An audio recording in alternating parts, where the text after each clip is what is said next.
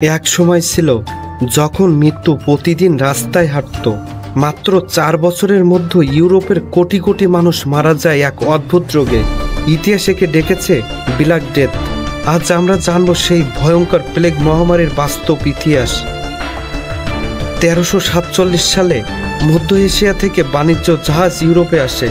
জাহাজে ছিল অসংখ্য ইঁদুর, আর ইঁদুরে ছিল পিস বা মাছি, যারা বহন করছিল ইয়ারসিনিয়া পেস্টিস নামক এক ব্যাকটেরিয়া।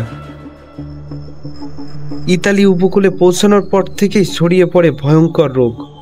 আক্রান্তরা প্রথমে জ্বর, মাথা ব্যথা ও দুর্বলতা অনুভব করত।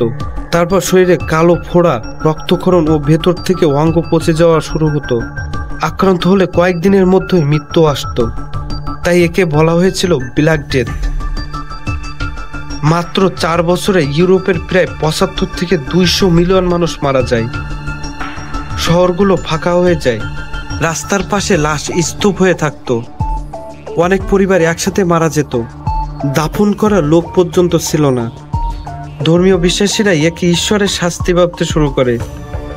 শ্রমিক সংখ্যা হঠাৎ কমে যায়, কৃষিকাজ ভেঙে পড়ে, ইউরোপের অর্থনীতি ধসে যায়, খাদ্যের দাম বেড়ে যায়, মানুষ ধর্মের প্রতি আরো বেশি নির্ভরশীল হয়ে ওঠে। আবার নতুন চিকিৎসা পদ্ধতির খোঁজা শুরু হয়, যা পরে আধুনিক চিকিৎসা বিজ্ঞানের ভিত্তি তৈরি করে।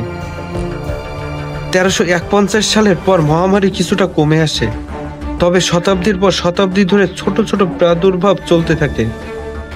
ব্ল্যাক ডেথ ইতিহাসে এক মোড় ঘুরিয়ে দেয়।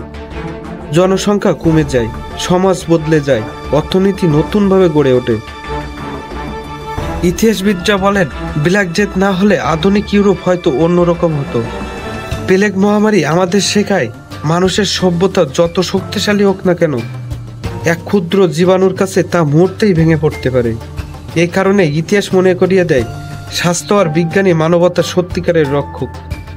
বন্ধুরা, ইতিহাসের পাতায় ব্ল্যাক ডেথ মহামারীর মতো ভয়ঙ্কর ঘটনা খুবই কম আছে। কিন্তু জানেন কি, ইউরোপে এমন একটি দ্বীপ আছে যেখানে প্লেগে মারা যাওয়া হাজার হাজার মানুষের লাশ ফেলা হয়েছিল। হ্যাঁ, সেই জায়গাটি হলো কবেঘেলিয়া দ্বীপ, যাকে আজও মানুষ বলে ভূতের দ্বীপ। যদি এখনো না দেখে থাকেন, তাহলে আমার আগের ভিডিওটা অবশ্যই দেখে আসবেন, লিংক দেওয়া আছে। চলে যান আর জেনে নিন সেই দ্বীপের অন্ধকার রহস্য।